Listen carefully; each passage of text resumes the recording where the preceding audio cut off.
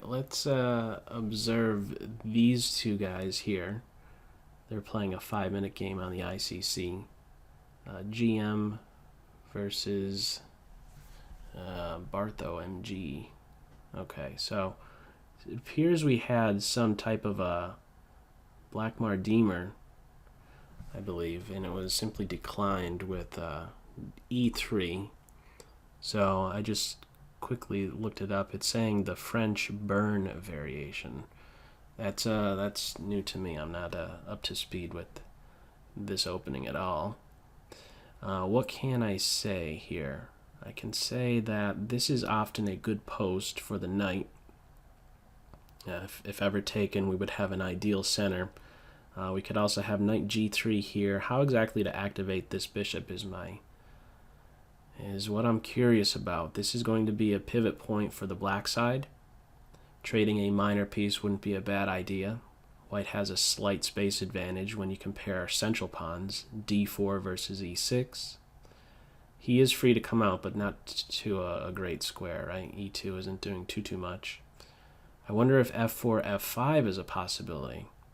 If f4, g6 is something to consider, even though it would weaken the dark squares. He is still around. And you don't really want to take here. Where is the pawn break for black? I guess it's going to be c5. You're pretty much saying that with rook c8. So you can anticipate that. We also have opposite sides castling, so maybe this pawn could start to rumble. Get up to g5, being a little bit annoying to this guy. And just completing development, okay. So the center could be blown right open very shortly. And if this pawn is no longer around, these bishops could really be very influential to the queen side, maybe picking up that a6 pawn at some point. So f5 is a very appealing square, and this bishop, with that sequence of moves, with that exchange, and the different structure that we now have, this pawn on d5, he's kind of a dead piece. I think this is important, c3, so as to not allow this pawn to become a great thorn on c3. Now you could do c3 queen, c4 queen, c3, but the queen really doesn't want to have that role of stopping a pawn from advancing, so c3 right now. And we could have another change of the structure, so we're going to have this pawn roll down to b4. That is going to be the idea. The queen backs up. Initially I was thinking here, stay on this diagonal, but I guess it's maybe a bit more important to watch over this unprotected bishop. So maybe the idea here with this rook playing to e1 is to back the bishop up to d1 and c2. Very nice. And so white is trying to show that this bishop is much better than this one, his counterpart on b7. So I don't know how annoying that would be. Probably just ignore it. If you want to take the knight, go ahead, help my rook out. It's also running into this. So eventually after rook e2, something you may very well want to do already, knight f5 would then come with tempo. And black is really going to be on the defensive in this one, about even on time. How to break through. So we are having that. Rook e2, knight f5, g4, h4, h5. Black's idea on the other side of the board is to get in b4. I don't know that you could really... Well, is that going to be annoying? We're going to see. a5, it could be supported. a5, b4, I think you still need queen d6, or maybe just some type of pawn sack with b4 takes c3. Maybe there's an idea of some shift over here. This bishop is still around to watch over these dark squares. This is a very solid structure. This is the one piece you really need to do something with. The knight on g3 is the worst placed piece currently for white. This knight coming into e6 is very active. In fact, it ties in well with b4. After the taking away from the center, d4 would be weakened, so we are having f4. f4 with f5. Okay. And there might even be some sacrifices on e6. Still pretty level with the time. Both players managing their time well. f5. And how to improve the position on the black side. Do you ignore these threats? This could still be played. This attack never really came here against the white king. And, well, black is putting up some good defense here. having everything covered. This is the worst piece for black, the bishop on b7. This is the worst one for white. So if you're able to identify that much, you can say to yourself that you at least have a plan. Your plan is to get that piece working. So how does he get working? How does he get working? This rook is on a good file. Not really seeing a clear-cut plan here. This might be a nice little home for the king, a3, king a2. So offering the queen exchange, giving up on this idea of attacking the kings. And then what? Trying to show that this rook could maybe do something. This bishop is there to watch over that entry point. We're having the rooks come off. So, interesting. Minor piece endgame. What is there to attack? I'm not seeing a clear plan. Not at all. Okay. Can this king get in this direction maybe? That's tough to do though. Like trying to get into the dark squares, the bishop's always there. But if we had, let's say, a dark square bishop exchange, I think that would be a good thing. Okay, here's an idea. Get rid of the dark square bishops. Get rid of the bad bishop for black's good bishop. And then the king could rely on the dark squares, get into c5, and try and win the d5 pawn. I think that would be a good idea for white. So breaking this structure down a little bit, can you get the dark square bishops off? That's what I'd really be looking to do. How can I get those dark square bishops off? A minute 24, about a 20-second advantage for black. King up. Next, king up here. Be careful of these checks. Bishop check, I don't know that. That's not too bad, right? f6 would be played. King here, you don't want to do that. Very, very slow here. There's nothing, no direct kills, that's for sure. Bishop takes, and now how are you defending here? The knight's going to sink into this square, huh? I guess so. Are we going to have just the bishops? Two bishops. No, bishop takes, pawn takes, and then this pawn would be dropping. Ouch. What about this move? Uh-oh. Oh, that's winning a piece. Ouch. Isn't it? Knight takes knight. That's a free knight. That was a sneaky move. G5. Wow, this is game over. All right, let's watch one more. I'm gonna say that we're gonna have resignation. We do have resignation. Let's see this guy play one more right from the top. Hopefully he enters the pool again. We'll see one more by this GM player.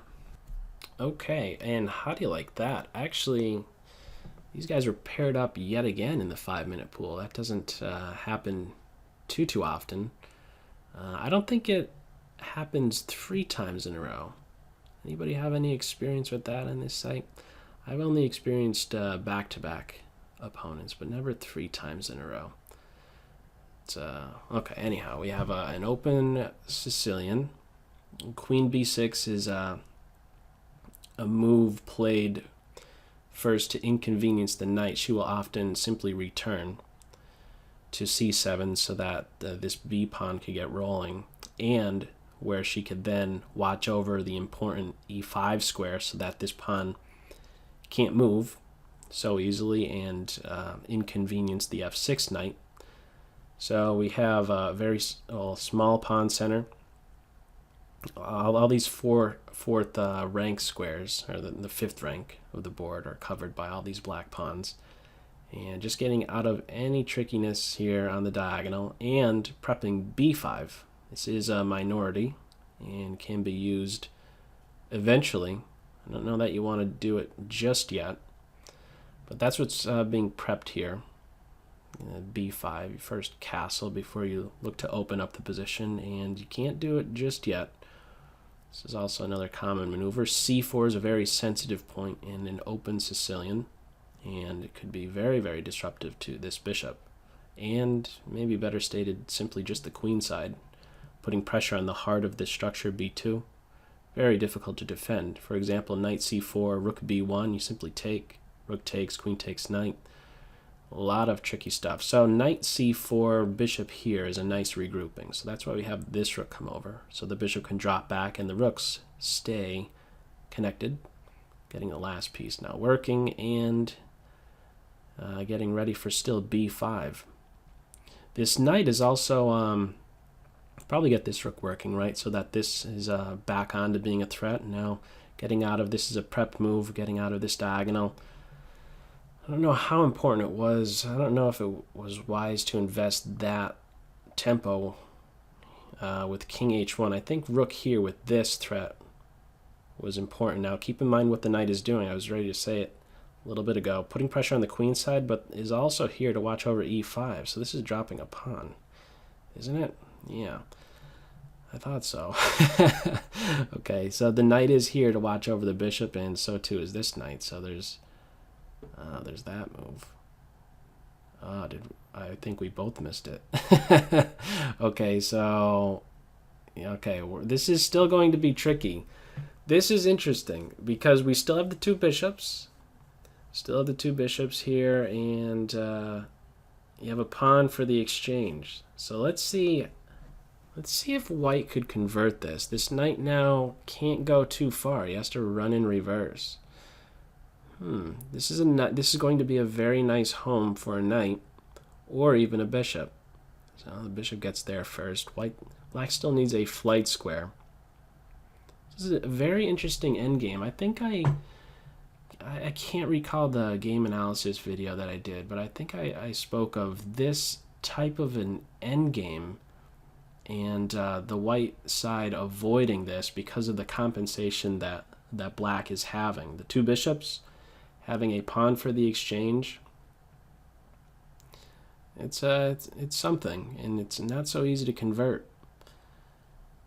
I'm sure the computer would be saying, let's say, like a plus, maybe like 0.6, something like that.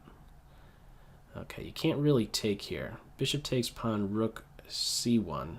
So having to defend a little bit. Still a flight square. This king could maybe even find itself under attack, believe it or not. Like with h5, h4, looking to induce some weaknesses, and that's what we are having. This is a multi-purpose. Now h5, and now watch out. This knight is not long off from entering on g3, probably back here. If, well, bishop here, he doesn't need to go anywhere, does he? Yeah, he doesn't need to go anywhere. He's defended with the knight. My instinct was to move the bishop so that the knight could run into that g3 square. That's still going to happen, I believe. But the king has to be very careful. Maybe even something like g4 with this. Now you have to move the bishop. You don't want to give up the two minor pieces for a rook. So bishop d5 is a nice home. Knight here is available, but simply a bishop f8, and then you're threatening the knight.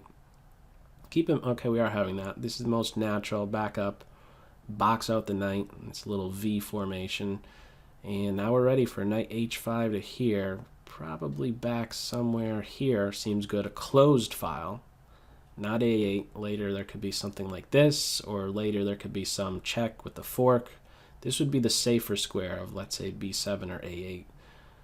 Or do you take the knight here and look to jump in here? I don't think you give up the bishop that easily. Alright, he's going to a8, which I think is a slightly more susceptible square than when compared to b7. But maybe he was concerned about this. So the rook is hit, the knight's ready to jump in. It's tough to find a safe square for the king too, right? Because the bishop is there to control maybe h2 or g1, getting on either of these diagonals. So a check, you could envision some check here, some discovered check here. This is a problem. Seems like there's something very good here for black.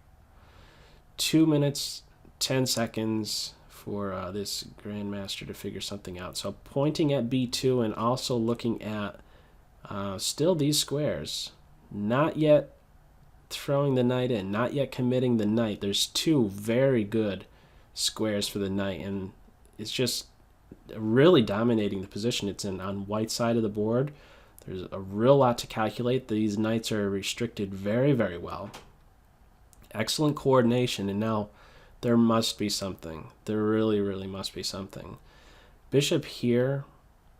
Knight check here. Where's the knockout going to be? Bishop here I like. Right? You get the rook working.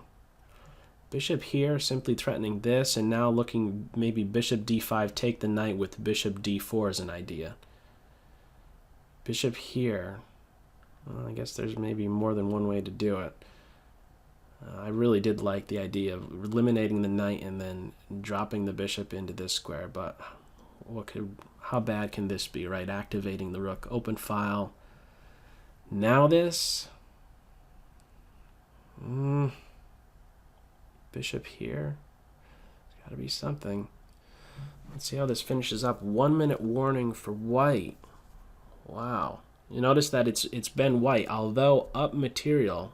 Although white is up material, white is on the defensive, and now we have the rook becoming a pig very soon. Rook to d2. And now, I don't know that you not want the knight on g3. I think you would much rather have it on f4. So white is doing well to neutralize the pressure. There's pressure on b3. This pawn will fall. And white is the side who's really going to be struggling. At the very least, you could pick up this pawn and then get the king active, and that's what we could be having. King here. We have this check that's still available. Check on d4. You could always play to c3 to defend this pawn. King up. There's no rush here. This knight could be kicked away. Give a check. Chase the king in the corner. I think there's at very least a perpetual check. If white would want a perpetual check, there is one. With bishop d4, knight f1 to g3, continually hits h1 and h2. So it throws in the check to inconvenience the king and only then comes back. It's a nice little finesse there. Knight here is losing. And, ooh, oh, that's mate. Oh my goodness, what a mate. Oh, bishop d4. Is it going to be played? Bishop d4 is mate. Oh, there it is. What a nice finish. Very cool. That had to be a little bit painful. But notice the resistance, even though down material black in that one had the two bishops and the safer king, as it turned out. Very active pieces. The knights didn't have good homes, and that really showed in this game here. All right, so very interesting finish, and I hope you enjoyed it. That's all for now. Take care. Bye.